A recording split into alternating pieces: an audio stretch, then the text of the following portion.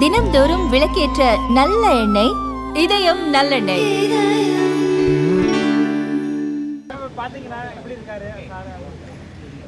நல்லா இருக்காரு. அதே நேரத்தில் பாளையங்கோட்டை சிறைச்சாலை அப்படிங்கிறது திராவிட முன்னேற்ற கழகத்திற்கு புதிதான ஒன்று இல்லை. தலைவர் கலைஞர் அவர்களே இருந்த இடம்தான் இது. இந்திய எதிர்ப்பு போராட்டத்திலே 65 அவர் இருந்த சிறைச்சாலை தான். அதனால் திராவிட முன்னேற்ற கழகத்தில் இருக்கக்கூடியவர்கள் யார் இந்த சிறைச்சாலைக்கு வந்தாலும் அதை பெருமையாகத்தான் நினைப்பார்கள். அதனால் எங்களுடைய சட்டமன்ற உறுப்பினர் மார்கண்டேயன் அவர்கள் அதை பெருமையாகத்தான் ஏற்றுக்கொண்டு இங்கே இந்த சிறையில் இருக்கிறார். அது மட்டும் இல்லை, இந்த மாதிரி அச்சுறுத்தல்களுக்கு, வழக்குகளுக்கு, கைதுகளுக்கெல்லாம் பயப்படக்கூடியவர்கள் திராவிட முன்னேற்ற கழகத்தில் யாருமே கிடையாது. எத்தனை பொய் வழக்குகள் போட்டாலும் அதை சந்திப்பதற்கு திராவிட முன்னேற்ற கழகமும் எங்களுடைய தலைவர்களும் தயாராகத்தான் இருக்கிறோம்.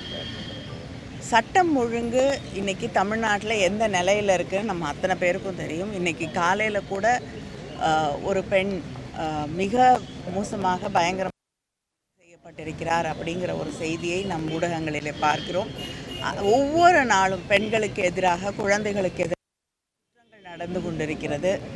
ஏன் ஸ்ரீவைகுண்டத்தில் இருக்கக்கூடிய சட்டமன்ற உறுப்பினர் ஆக இருக்கக்கூடியவர் மீதே ஒரு குற்றம் சொல்லக்கூடிய அளவிற்கு அங்கே குற்றங்கள் பெருகி கிடக்கக்கூடிய ஒரு சூழலிலே அவரை கூப்பிட்டு விசாரிக்கிறது கூட இந்த அரசு தயாராக இல்லாத நிலையிலே ஒரு சட்டமன்ற உறுப்பினரை தவறாக பேசினார் என்பதற்காக கைது செய்து சிறையிலே அடைக்கக்கூடிய ஒரு நடவடிக்கையை எடுத்துக்கொண்டிருக்கிறார்கள். இவரை மட்டும் இல்லை, இதற்கு முன்னால் திரு அனிதா ராதாகிருஷ்ணன் அவர்களுக்கும் இப்படி அச்சுறுத்தலும் வழக்கும் போடப்பட்டது. அவரையும் கைது செய்ய முயற்சி செய்தார்கள், சிறையிலே அடைக்க முயற்சி செய்தார்கள். அடுத்து ஒவ்வொரு முறையும் கருத்துக்கள் சொல்லக்கூடிய யூடியூபர்ஸாக இருக்கட்டும், சோஷியல் மீடியாவில் பணியாற்றக்கூடியவர்களாக இருக்கட்டும், அவர்களை எல்லாம் சிறைக்கு அனுப்ப இந்த அரசு ஆட்சி முயற்சி செய்து கொண்டிருக்கிறது. தாவேகா ஜனநாயகத்திலே கொஞ்சமும் எங்களுக்கு அக்கறை இல்லை, நம்பிக்கை இல்லை, மக்கள் மீது எங்களுக்கு எந்த கவலையும் இல்லை என்று தன்னுடைய காவல்துறையை இப்படி எதிர்க்கட்சிகளை அடக்குவதற்கு மட்டுமே பயன்படுத்தி கொண்டிருக்கிறது. அவரை வந்து கொலை செய்து விடுவோம் என்பது பேசினதான் நாங்கள் வந்து நடவடிக்கை எடுத்தோம் சொல்லி நிர்மல்குமார் சொல்றாரு. இல்லை, ஒரு நிமிஷங்க. தாவேகாவை சார்ந்தவர்கள், எங்களுடைய முதலமைச்சர் அண்ணன் தளபதி அவர்கள் ஆட்சி பொறுப்பில் இருந்த காலகட்டத்திலே அவரை எவ்வளவு விமர்சித்து பேசியிருக்கிறார் அப்படிங்கிறதெல்லாம் நாங்கள் பார்த்துருக்கோம், நீங்களும் பார்த்துருக்கீங்க. அப்பொழுது திராவிட முன்னேற்ற கழகம் இப்படிப்பட்ட நடவடிக்கைகளிலே ஈடுபடவில்லை. இவங்க ஈடுபடுறாங்கன்னா இது எதனுடைய வெளிப்பாடுன்னு பார்க்குறீங்க? அவங்களுக்கு ஜனநாயகத்தில் நம்பிக்கை இல்லை. யார் தன்னை விமர்சனம் செய்தாலும் அதை ஏற்றுக்கொள்ளக்கூடிய ஒரு மனப்பக்குவமோ மனப்பான்மையோ அவர்களிடம் இல்லை.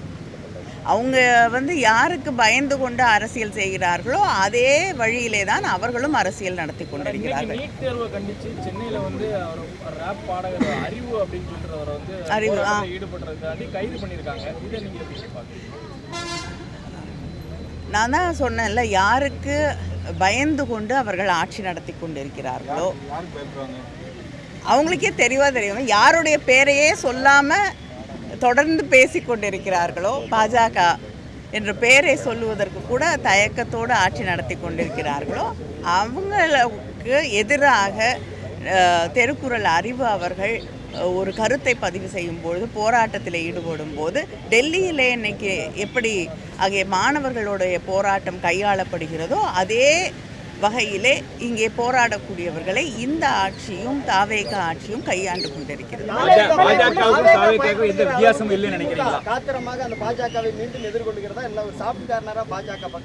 திராவிட முன்னேற்ற கழகம் தன்னுடைய கொள்கைகளிலிருந்து, கருத்துக்களிலிருந்து தமிழ்நாட்டு நலன் என்று வரும் பொழுது என்றும் விட்டு கொடுத்ததில்லை, விட்டு கொடுக்கவும் மாட்டோம். தலையங்கம் தொடர்ந்து எழுதப்படுகிறது. திராவிட முன்னேற்ற கழகத்தினுடைய சப்போர்ட் இருந்தால் தான் இந்த 850 சீட்டு அது போன்ற நிகழ்வுகள் வரும்னு சொல்லி தலையங்கத்தை எழுதக்கூடிய அளவுக்கு கொஞ்சம் நெருக்கமான சூழல் தற்போது ஏற்பட்டு விட்டதா? இல்லைங்க, தலையங்கம் எழுதுவதற்கெல்லாம் நாங்கள் பதில் சொல்ல முடியாது. இல்லை, அது நீங்கள் தான் பதில் சொல்லணும். உங்களுக்கு என்ன எல்லா அனுமானங்களுக்கும் நாங்கள் பதில் சொல்ல முடியாது. நாங்கள் சென்ற முறை அந்த மசோதா கொண்டு வரப்பட்ட போது எங்களுடைய கருத்துக்களை மிக தெளிவாக எடுத்து வைத்திருக்கிறோம். அந்த கருத்துக்களுக்கு மதிப்பளிக்க வேண்டும் என்பதுதான் எங்களுடைய கருத்து.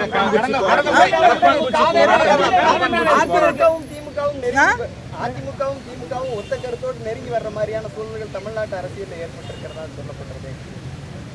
எந்த காலத்திலையும் அதிமுகவும் திமுகவும் நெருங்கி வந்தது கிடையாது.